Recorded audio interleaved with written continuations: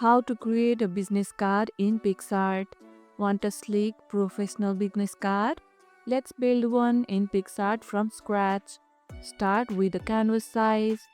Choose a background, simple gradients or plain white work grid. Add your name, job title, and contact info using clean or readable fonts. Incorporate your logo, social icons, or a small QR code for quick access to your site. Align elements with intention, left align for a modern style or center for balance. Once done, export in PNG or PDF format for printing. Do you prefer minimalist or bold business card designs? Let me know in the comments below.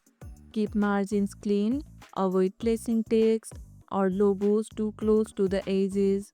And that's how you can create business card in Picsart. And if this video helped, hit the like button, share it, subscribe and leave a comment. Thanks for watching and I'll see you in the next one.